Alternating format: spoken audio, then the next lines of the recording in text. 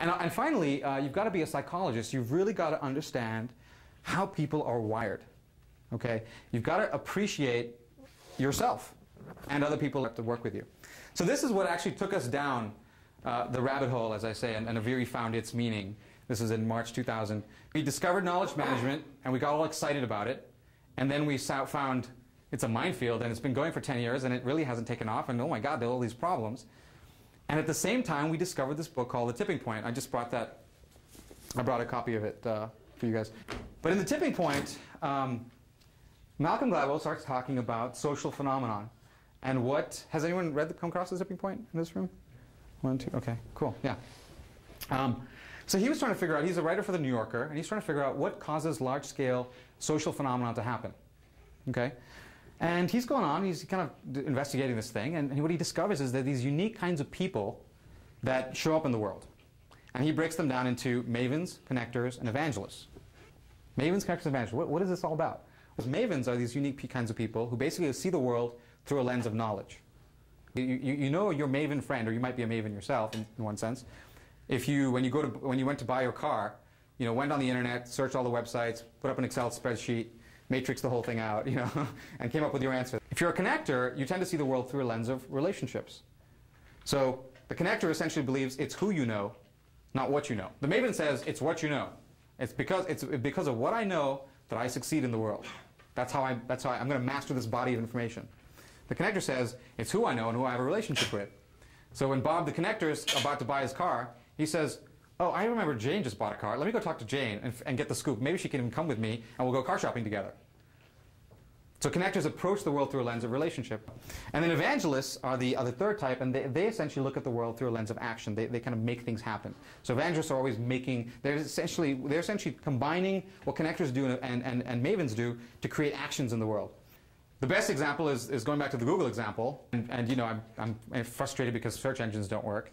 And Bruce says, I use Google. You know, he kind of looks up from his computer, I use Google, back to his computer, you know, typing away. So a couple days pass by, and then I'm really, really frustrated. And you know, I'm obviously agitated, so he looks up at me and he says, dude, what's going on? So I said, search engines, I mean, none of them work. I've typed in this term, and I keep having to go next 10, next 10. He says, dude, I told you a week ago, use Google.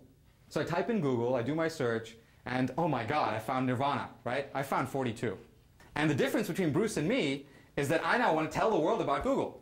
So I tend to see the world in terms of how to make things happen. Even doing this talk, something I'm very excited about doing because it's promoting ideas out in the world. And why do I love doing that? I don't know. I'm just wired that way. Bruce would never get up here and really want to do a talk. He'd just say, look, I'll write a book and you can read the book or whatever, right? So I'm not trying to typecast everyone into these roles, but what's really interesting is that these pure models actually reveal something about the basic fact that people are wired differently. So what this got us thinking about was they said, you know, where are the people in knowledge management, right? There's knowledge, and there's the managing of the knowledge, but where are the people? And you know what? Like 80% or 90% of what you really know is never going to be captured in a document. It just never is. Why? Because you're going to go into a situation and you're going to look at the situation, you're going to see this, and you're going to say, right, we need to do this, or we need to study this more, or whatever. So the fact that the cool thing is that we're wired very, very uniquely, and that we actually do different things in the world. The tipping point was kind of its own kind of tipping point of a cascade of other books that we just started encountering, left, right, and center, okay, that all basically talk about the same elegant model of mavens, connectors, evangelists. Call it what you want, but it's the same set of things. So Driven, I bought a copy of Driven. Professor from Harvard Business School, Nithin Noria, came out with a book, and they're trying to figure out what are the core drivers that drive people's behavior and so on and so forth. And they kind of map to these mavens, connectors, evangelists. First, break all the rules. We're studying great managers. What do great managers do? They look at your core talents. And they don't work on your weaknesses, they work on those strengths. What are those core talents? Well, talents of relating to people, talents of relating to knowledge or information, talents of making things happen. So, in fact, Jobs mapped down to this. Linda McAllister wrote a book. Her PhD was on communication styles. And she found there were 3 core communication styles that are out there. She called them nobles, Socratics, and reflectives. Nobles speak the truth. When they speak, they don't speak very much, but when they speak, you know that they're giving you the truth. Socratics are always persuading you. Okay? They're always making an argument. And the reflectives are always trying to be your friend.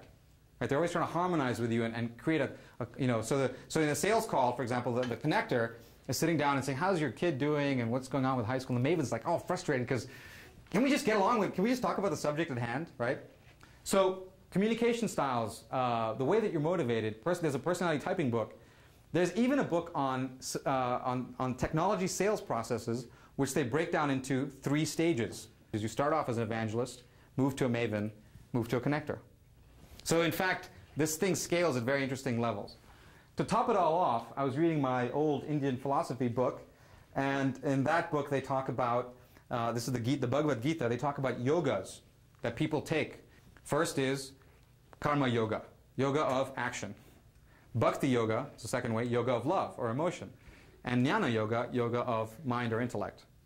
So I'm reading The Tipping Point, I'm reading my Gita, which is a 5,000-year-old book, and I'm going, okay, there's something interesting going on in here. It's kind of really fascinating because it tells you a lot of interesting things. You start to develop an actual underlying model for how people tend to be wired. Not that we're all Mavens all the time, we're all connectors all the time, but it says that, okay, you've actually got to appreciate that Mavens and connectors are different from each other.